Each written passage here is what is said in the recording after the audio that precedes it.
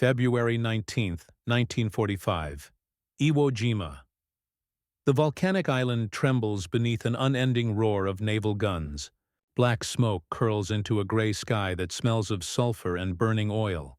Beneath that haze, an M4A3R3 Sherman, nicknamed Zippo, grinds forward across the ash, its treads sinking into loose volcanic dust. The tank's hull glistens with soot and seawater. Inside, 4 Marines sit in silence, each breath thick with fumes. The gunner's hands rest on the control levers of the Flamethrower, a weapon capable of spitting liquid fire over 150 yards. Ahead, the ridge is alive with whispers, unseen voices echoing from the mouth of a tunnel. The Japanese defenders are buried deep beneath the rock, invisible, waiting, unmoving. Then a sudden flash. The tank halts. A voice crackles through the radio. "Flame 1, fire!" The Zippo exhales. A cone of fire sweeps across the tunnel entrance, turning it into a roaring inferno. The blast lights the gray island in blinding orange. And for the first time, silence falls on that part of Iwo Jima. When the United States began its Pacific counteroffensive in late 1942, the Marines encountered a problem that no pre-war manual had predicted. The enemy refused to fight above ground. The Imperial Japanese Army, disciplined and fatalistic, had turned the very earth into its fortress. On Guadalcanal, they had hidden among mangroves and ravines.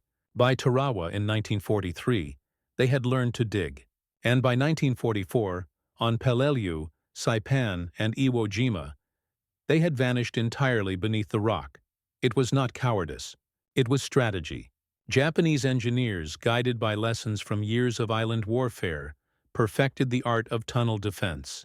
They carved entire underground cities, command posts, medical bays, living quarters, and gun positions, all connected by narrow, suffocating corridors. Air vents were hidden behind coral ridges. Machine guns and mortars were positioned in interlocking arcs, covering every approach.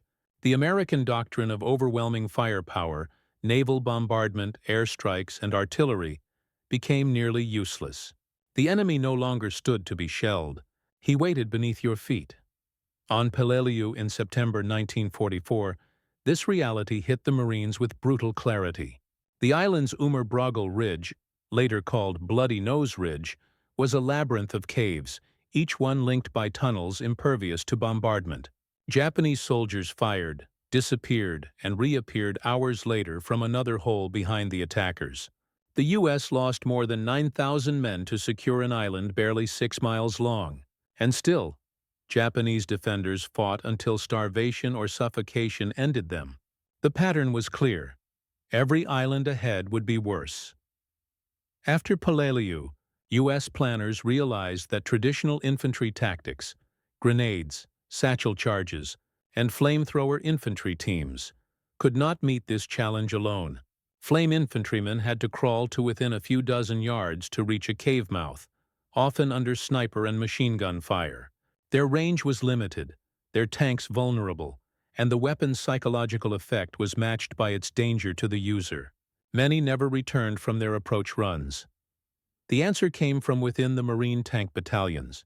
Engineers began modifying Sherman tanks by removing the main 75mm cannon and replacing it with a flamethrower system fed by an internal pressurized fuel reservoir.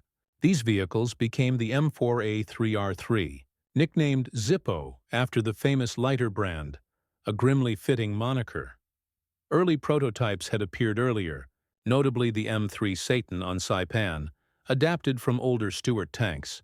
The Satan had proven that armored flamethrowers could survive the deadly crossfire of Japanese defenses and still deliver devastating flame into entrenched positions. But they were crude, short-ranged, unreliable, and often destroyed before firing a single burst. The M4A3R3, developed through 1944, refined the system. Its M4A3 Sherman chassis was heavier, better armored, and could project napalm-thickened fuel well over 150 yards, far beyond the reach of a handheld weapon. By late 1944, flamethrower tank detachments became an essential component of Marine divisions preparing for the invasion of Iwo Jima.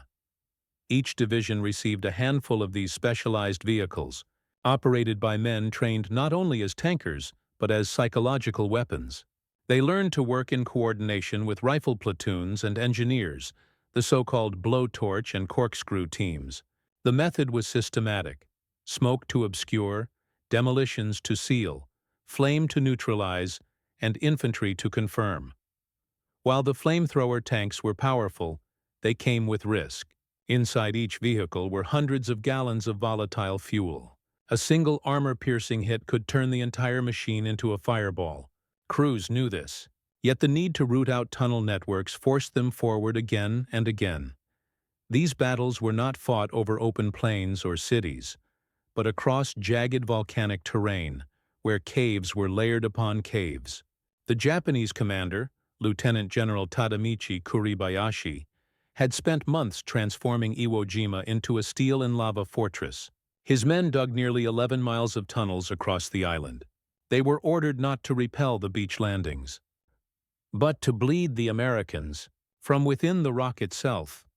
Kuribayashi's defense would test every weapon the United States had and prove the terrifying necessity of one it never expected to rely on, the tank that breathed fire.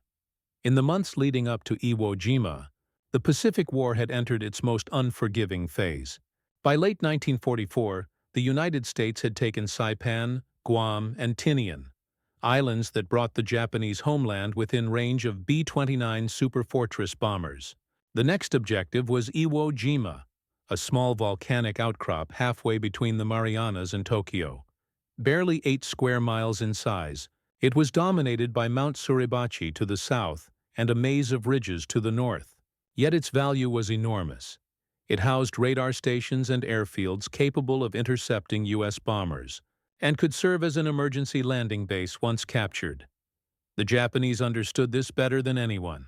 General Kuribayashi knew he could not stop the Americans, but he intended to make them pay for every yard. He ordered his 21,000 men to abandon the idea of defending the beaches. Instead, they would fortify the island's interior with thousands of interlinked caves and tunnels, forming an underground fortress immune to bombardment. For the U.S. Marines, this meant the fight would not be quick. It would be surgical. Every cave mouth would have to be found, sealed, and burned. The U.S. Navy's bombardment began on February 16, 1945, with over 450 ships raining shells and rockets upon the island. For 3 days, explosions turned Suribachi's slopes into a cloud of smoke. Yet when the Marines stormed ashore on February 19th, resistance was eerily absent. Men advanced over black volcanic sand, hauling supplies, digging in, and then, as if the island had awakened, machine gun and mortar fire erupted from invisible positions. The Japanese had waited, unharmed, deep within their network of tunnels. Within the first day, over 2,400 Americans were dead or wounded. The Zippo tanks were called forward. Each M4A3R3 carried about 300 gallons of napalm-thickened fuel.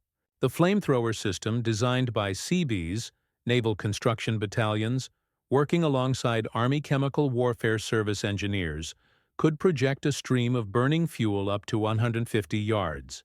Compressed nitrogen forced the mixture through armored hoses, and a small igniter lit it as it left the nozzle. Against an open trench, the effect was horrifying. Against a tunnel, it was absolute. The flames sucked oxygen from the confined space, suffocating anyone inside before the fire reached them. Operating one, however, was perilous. Inside the tank, temperatures rose to unbearable levels. The crew's worst fear was not being hit by artillery. It was being immobilized. If the engine failed, escape was almost impossible. Japanese soldiers sometimes allowed flame tanks to pass, only to swarm them with magnetic mines or satchel charges.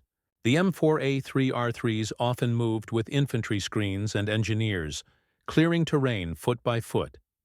Each engagement revealed the precision of Japanese engineering. Tunnels were reinforced with concrete, entrances hidden behind rocks or built to vent flames away. Some had multiple exits. When one was torched, defenders re-emerged elsewhere. For the Marines, it became a relentless cycle. Identify, burn, collapse, move on. As the campaign dragged on, flamethrower tanks earned both fear and respect. Infantrymen called them lifesavers, knowing they could silence a machine gun nest without losing a dozen men. But others could barely watch their work. The sight of fire rolling into a cave, the screams, the pressure wave, the smell of burning rock and flesh left marks that words could not capture. Many operators spoke little after the war. Their silence was its own testimony. By March, Iwo Jima had become an inferno of black ash and molten rock. The tanks led assaults across the terraces beneath Suribachi, and later through the maze of ridges to the north, burning out hundreds of positions. Yet the Japanese did not break. Their resistance continued until mid-March, when organized defense finally ceased. Out of 21,000 defenders, fewer than 300 were captured alive. The lessons of Iwo Jima would be carried directly to Okinawa, the next and bloodiest test. There, the terrain was larger, wetter, and even more complex. The tunnels went deeper. The enemy had learned again, but so had the Americans. And this time, they would bring more flame tanks than ever before. The human angle. Inside the Zippo inside. A flamethrower Sherman, life compressed into steel, sweat, and seconds. The four-man crew lived in a furnace. Every inch of the hull was loaded with pressurized tanks of napalm. A single puncture could ignite everything. The men spoke little, partly from discipline, partly from superstition. They called themselves firemen, a grim joke that barely hid the tension. Each time the tank advanced, the gunner's palms slicked with sweat as he held the flame control levers. The driver focused on traction through the volcanic dust that choked engines and lungs alike. When the order came, "Fire!" the gunner squeezed, and the entire tank shuddered. A jet of flaming liquid burst forward, its roar drowning all sound. Even with hatches sealed, the interior glowed red from reflected heat. The smell of scorched rock entered through ventilation slits, reminding them that death, theirs or the enemy's, was inches away. Many described the work not as combat, but as extermination. "You never saw them," one Marine recalled. "You just aimed at the hole and waited for the fire to stop moving." Yet they also knew, without that fire, thousands more Americans would have died trying to clear each tunnel by hand. That knowledge became their shield, even as the moral weight grew heavier with each blast. The tactical angle. Blowtorch and Corkscrew. The U.S. Marines refined a brutal, methodical doctrine for destroying Japanese fortifications. Blowtorch and Corkscrew. It combined engineers, tanks, and infantry into tight assault teams. One element isolating, one sealing, one burning. First came suppression. Machine guns pinned defenders inside their caves. Then engineers advanced to mark openings with smoke grenades. Finally, the flame tank rolled in, spraying the entrance in quick bursts to avoid overheating or fuel waste. The goal was not to collapse the cave, but to kill its defenders and deny re-entry. Engineers would follow with TNT or satchel charges to seal the opening. The term corkscrew referred to this process of twisting deeper into the defense system, one cave at a time, until the strong point was neutralized. Coordination was everything. On Iwo Jima, tanks rarely moved more than 50 yards ahead of infantry. A single misplaced burst could engulf friendly troops or ignite ammunition stores. Radios often failed in the volcanic terrain, forcing crews to rely on hand signals and shouted directions through the din of artillery. What emerged was industrial precision in miniature, an assembly line of destruction. Each tunnel required planning, timing, and courage. Each success meant one less ambush, one less machine gun nest. But the method also stripped combat of any illusion of heroism. It became mechanical, necessary, merciless, and exact. The technological angle, engineering the Inferno. The M4A3R3's flame projector was a weapon born of chemistry and necessity.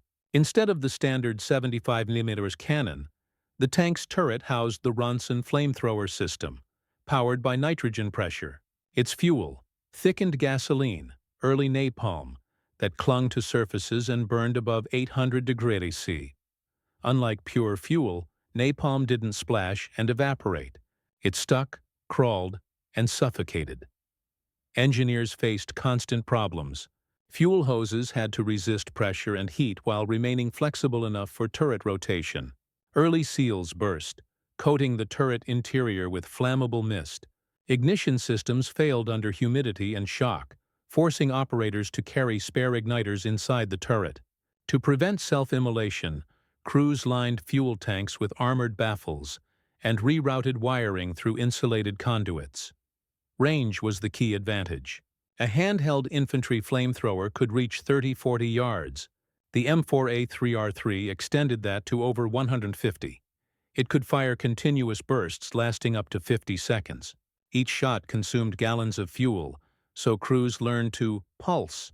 Short, 2-second blasts aimed precisely at cave mouths or bunker slots. Japanese defenders developed countermeasures. Deep ventilation shafts to redirect flames, stone bulkheads and traps designed to collapse on tanks.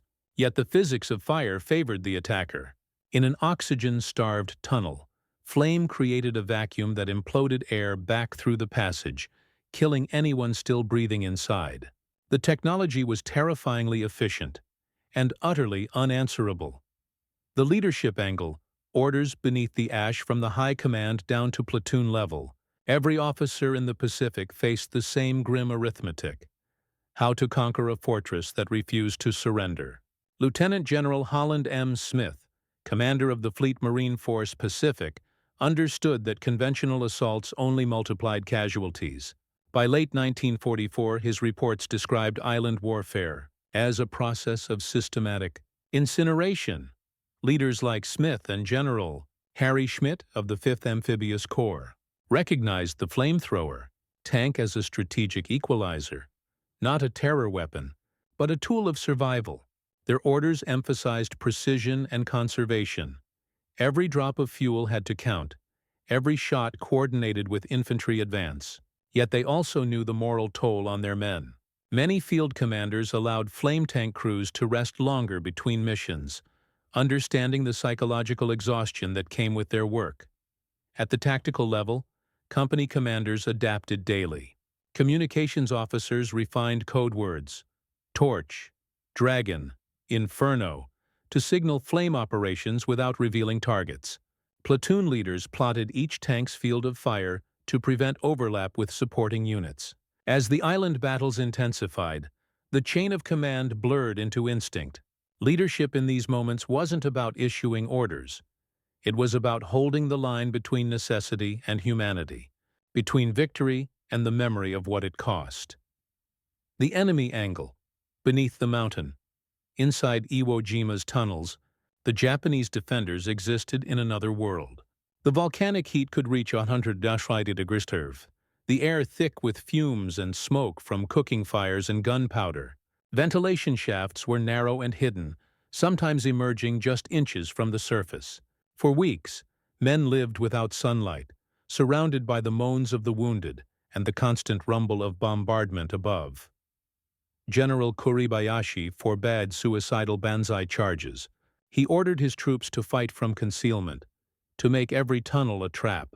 Each entrance was built with an L-shaped bend, preventing flame or shrapnel from reaching deeper chambers. Ammunition was stored in alcoves lined with sandbags, and machine guns were mounted on swivel tripods to fire and withdraw instantly. Yet even these designs could not withstand the physics of fire. When a flamethrower tank struck, the result was beyond comprehension.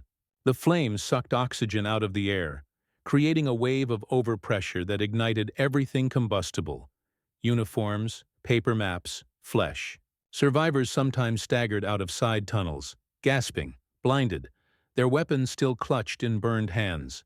Few ever made it back inside. Captured soldiers later described the terror of flame as worse than artillery. "It was like the sun came into the cave," one prisoner said. "There was nowhere to go but down." For many defenders, the end came not by gunfire but by suffocation, the island itself consuming them.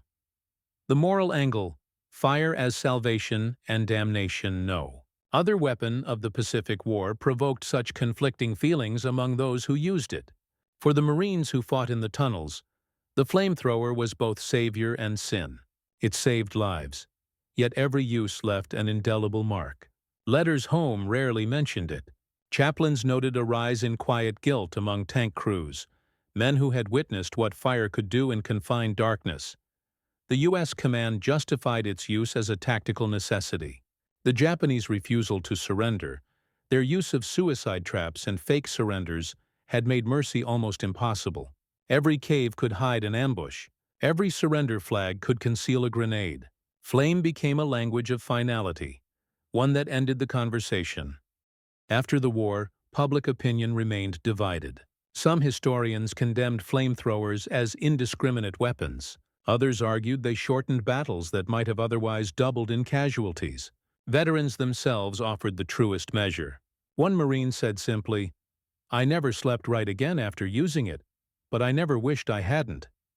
In the calculus of total war, morality was measured in lives spared, not lives taken. And in the tunnels of Iwo Jima and Okinawa, salvation often arrived through fire. The morning of March 3, 1945, began with mist drifting across the northern ridges of Iwo Jima. The battle had entered its third week. Mount Suribachi had already fallen, but the fiercest resistance lay ahead. A network of fortified caves north of Motoyama Airfield No. 2. Intelligence named it the Meat Grinder. For the men of the 4th Marine Division, it was exactly that. A honeycomb of tunnels bristling with machine guns and hidden artillery, linked by unseen corridors beneath their boots.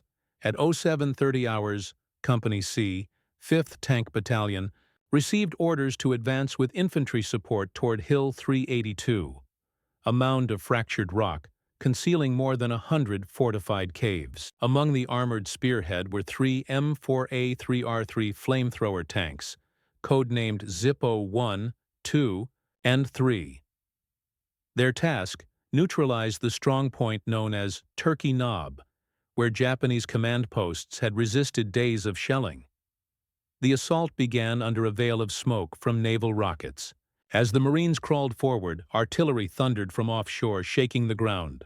Zippo 1 moved first, guided by a scout waving orange panels to mark safe paths through the minefields.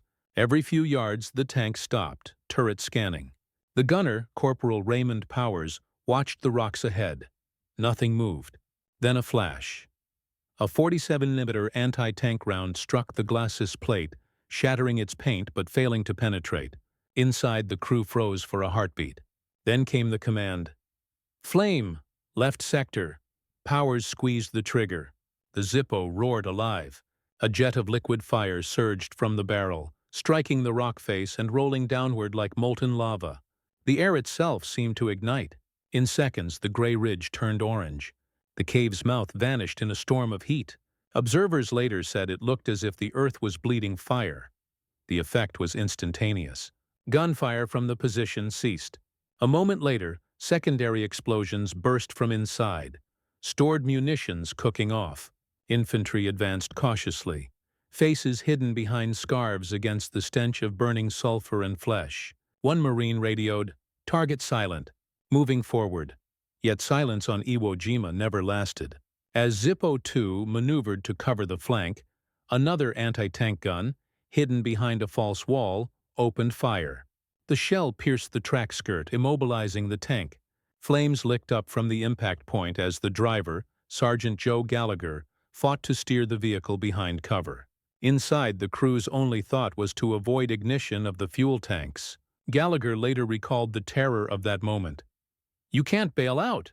You just sit there praying the next one misses." Infantry swarmed around the crippled tank, providing covering fire while engineers rushed forward with demolition charges to destroy the enemy gun. One Marine, Private First Class Alan Brooke, climbed onto the hull, exposed to snipers, and sprayed the remaining flame manually toward the cave. The stream arced through the smoke, igniting the gun crew's position. When the fire died, both cave and cannon were gone. Brooke survived, though his eyebrows and uniform did not. He was later awarded the Silver Star. By noon, the assault on Hill 382 had become a blur of smoke, explosions, and short bursts of fire. Each success revealed another tunnel. Some caves were interconnected. Others led nowhere but charred corpses. Marines began calling the island the Devil's Garden. Inside those tunnels, Japanese troops continued to resist with fanatical endurance. Even as fire rolled through one entrance, they would emerge from another, firing blindly. Some carried satchel charges, rushing forward through smoke until flame caught them mid-stride. The attacks were suicidal but effective. One explosion could cripple a tank or collapse a tunnel section, forcing the Marines to reset and start again. As the day wore on, coordination between tanks and infantry reached its peak. Runners relayed target positions. Engineers flagged each burned cave with white tape to mark it as cleared. Commanders rotated the Zippos in intervals, allowing fuel refills and mechanical checks under covering fire. The heat warped their armor, and the terrain shredded their tracks. But still they pushed forward, yard by yard, flame by flame. By evening, the ridge was silent except for the crackle of cooling rock. The cost had been high. 2 tanks disabled, dozens of infantry casualties. But the strong point had fallen. Marines discovered tunnel chambers lined with scorched helmets and melted rifles. In one, they found a Japanese command post. Its radio fused into slag. From a hilltop, a war correspondent watching through binoculars wrote in his notes, "There is no sound more terrible, nor more final, than the sound of fire-eating stone." But Iwo Jima was not yet finished. In the north, near Kitano Point, entire battalions of Kuribayashi's men still fought on, sealed in bunkers that no bomb could reach. The Marines would soon call for every Zippo available. And on Okinawa, just weeks later, they would learn that the Japanese had built something even worse. Tunnels longer, deeper, and filled with soldiers waiting to die. April 1945. Okinawa. The largest amphibious assault of the Pacific War had begun, and the stakes were higher than ever. With over 180,000 American troops landing on the island, planners knew the terrain would echo Iwo Jima's horrors, only magnified. The Japanese 32nd Army, under General Mitsuru Ushijima, had constructed an immense defensive labyrinth stretching from Shuri to the southern ridges. More than 60 miles of tunnels connected artillery bunkers, machine gun positions, and hidden command centers. This time even the hills had names that promised death. Sugarloaf, Conical Hill, and Shuri Castle itself, the heart of resistance. From the first week, Marine and Army units realized they were facing a fortress that couldn't be bombed into submission. The enemy simply vanished underground, emerging at night to strike. The Zippo tanks were summoned once again, now deployed in greater numbers, reinforced with improved pressurization systems and longer-range projectors. The U.S. forces called them their Dragons. On May 11th, under torrential rain and choking humidity, the 1st Marine Tank Battalion advanced toward the Shuri line. Mud turned to paste beneath the treads. Infantrymen struggled to keep pace as mortar fire rained from unseen angles. The tanks crawled forward, flame nozzles fixed ahead, searching for the smallest hint of a cave opening. Spotters used binoculars to detect vapor rising from vent holes, a sign of human heat below. At 10:30 hours, Dragon 2 spotted movement along a rocky outcrop. A slit opened. Muzzle flash. A burst of machine gun fire rattled against its side armor. The commander's voice broke through the static. "Hit it. Left ridge, 20 degrees." The gunner pressed the lever. A river of fire streamed forward, sweeping the slope in a glowing arc. The napalm clung to the wet stone, its heat cutting through the rain like sunlight through fog. Smoke rose in gray pillars, and the mountain itself seemed to breathe. Within minutes, secondary explosions rippled through the ridge, ammunition stores igniting one after another. A pressure wave knocked infantry to the ground. The radio crackled with awe. "That whole hill's cooking." As the Marines pressed closer to Shuri Castle, resistance stiffened. The Japanese had built multi-layered cave systems, some descending over 100 feet underground. When flame entered one level, defenders fled to lower chambers, re-emerging hours later through hidden exits. For the Americans it felt endless, as though each cave killed was reborn somewhere else. To counter this, Engineers began coordinating simultaneous attacks, two or more flame tanks striking different entrances of the same network at once, suffocating the air supply before defenders could escape. The results were devastating. Witnesses described entire hillsides glowing red from within, vents erupting like volcanic fissures. It was a scene reminiscent of hell, and yet it was precisely the kind of warfare the terrain demanded. Tank operators became legends among infantrymen. One such crew, led by Staff Sergeant Clarence Sparks, was credited with neutralizing more than 40 caves in a single day along the southern ridges. Sparks later wrote that the key was rhythm. Short bursts, rest, short bursts again, keeping the pressure steady without igniting the fuel tanks. "We weren't just burning caves," he said. "We were burning the air they fought in." Despite these tactical triumphs, the toll was horrific. On May 16th, Dragon 5 was hit by an anti-tank mine while reloading near Shuri Castle. The explosion tore off its tracks and ruptured one of its pressurized fuel lines. Flames engulfed the vehicle from within. Two crewmen managed to escape through the top hatch, rolling in mud to extinguish their burning uniforms. The others never made it out. The tank burned for 6 hours, its hull glowing red even after the rain returned. For those who survived, Okinawa became a test of endurance as much as strategy. Days blurred into nights, the landscape turning into a field of flame and smoke. Commanders described it as fighting through the surface of the moon. Every tunnel cleared required another to be found. Every victory carried a price in bodies and conscience. By late June, the Japanese line finally cracked. Shuri Castle, once a royal palace, now lay in ruins, its stone walls blackened by fire. U.S. troops found the tunnels beneath still filled with bodies, many burned, others asphyxiated. General Ushijima committed suicide on June 22nd, ending the battle that had cost over 200,000 lives, soldiers and civilians alike. For the American tankers, the war's end was near. Yet as they stood among the smoldering hills of Okinawa, few felt triumph.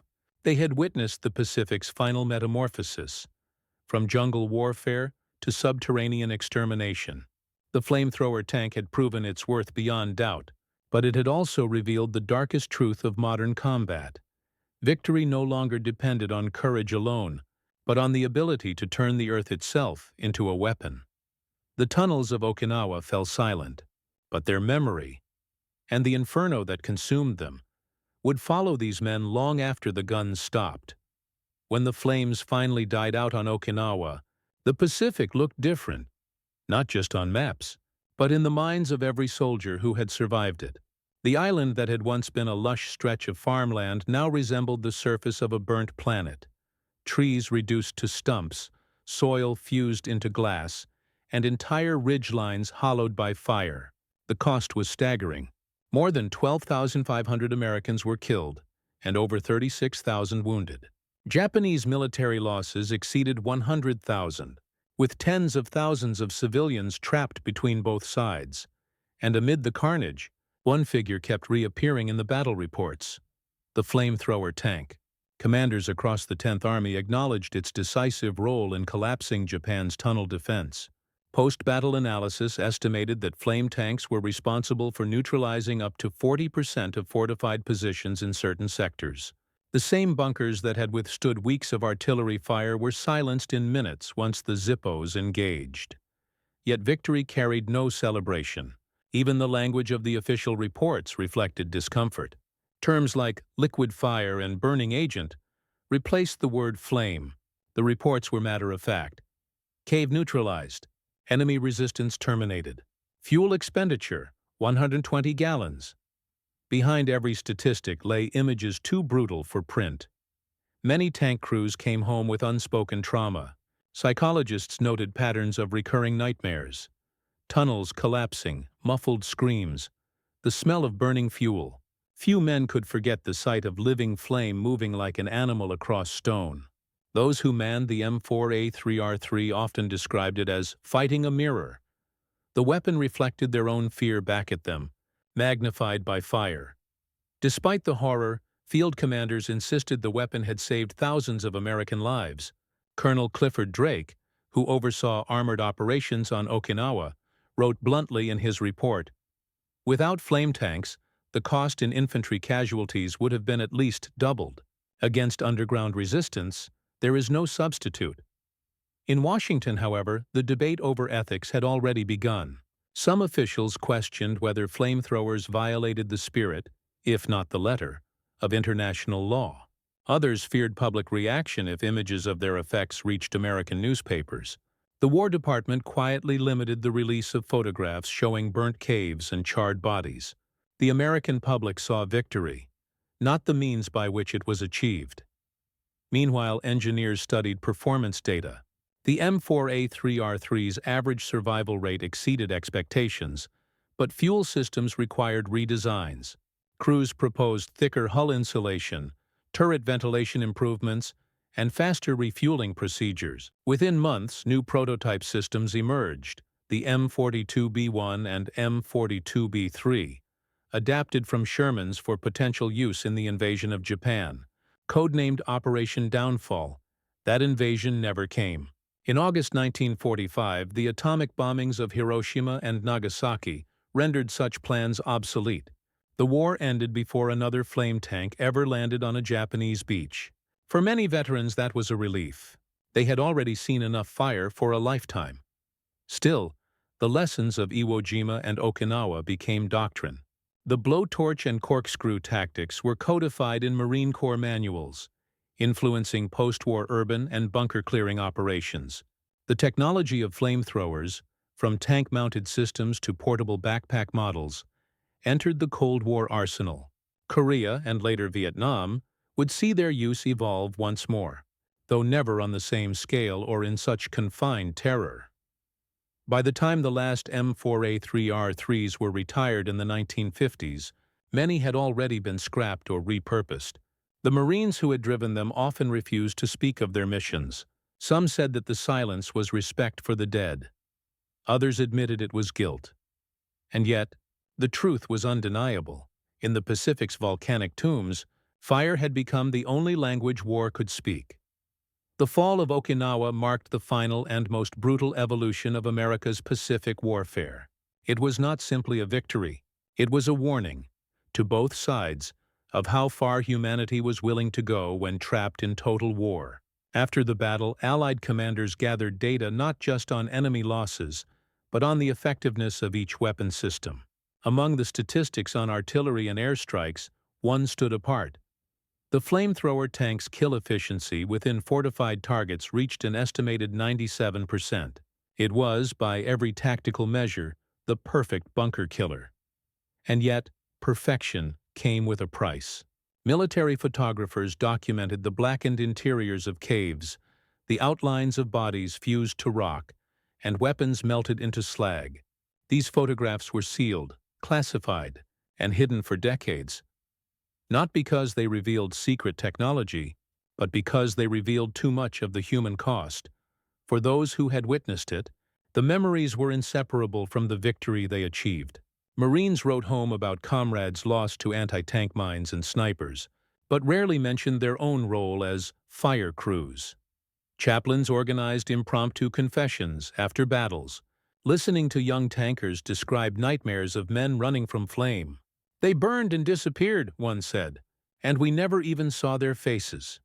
At the same time, the tactical legacy of the flamethrower tank became impossible to ignore.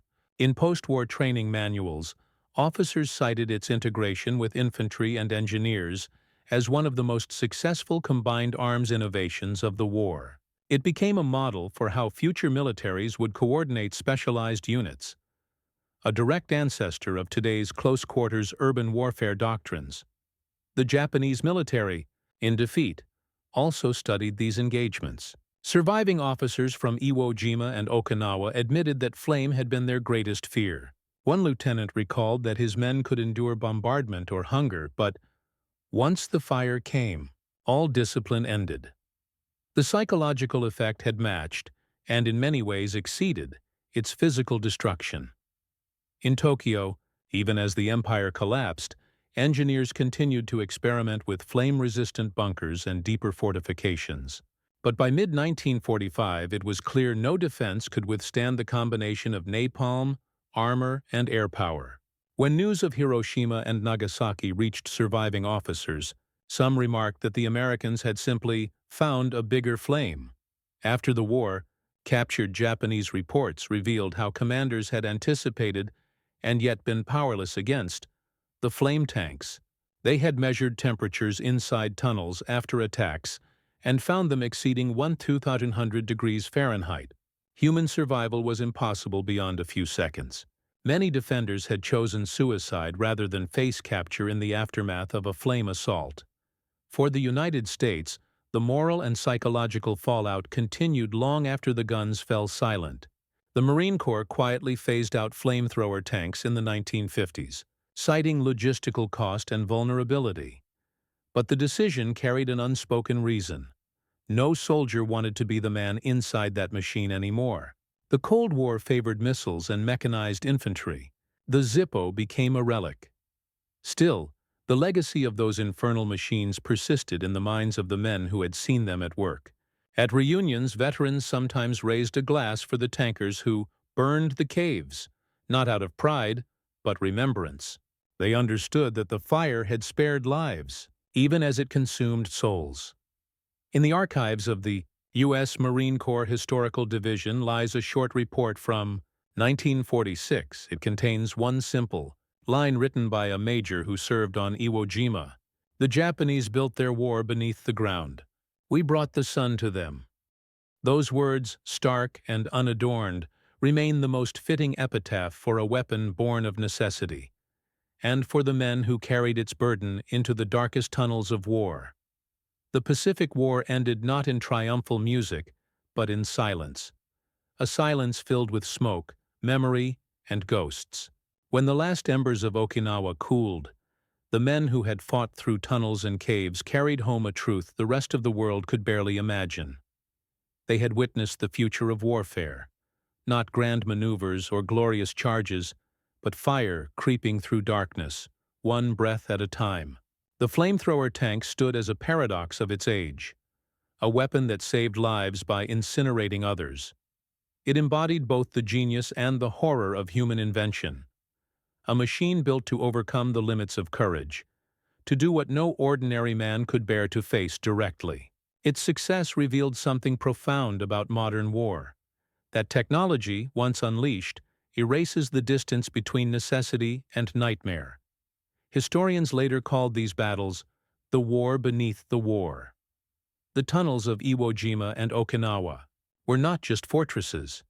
They were tombs of a vanished code, a world where death was chosen over surrender, and where victory demanded unthinkable acts.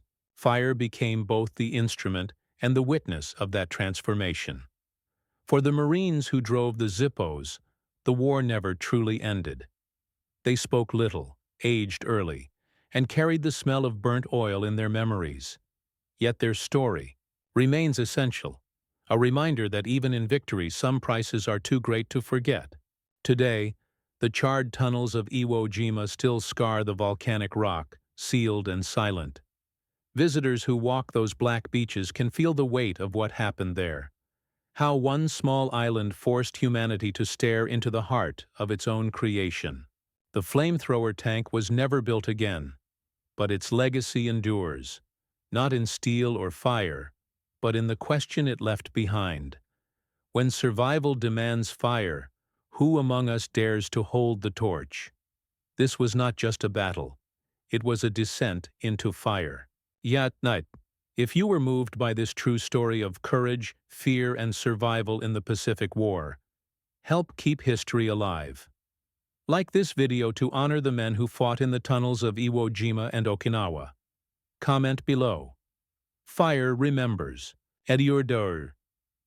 To show respect for every soul, on both sides, lost beneath the earth. Subscribe to the channel for more real, cinematic WW2 documentaries.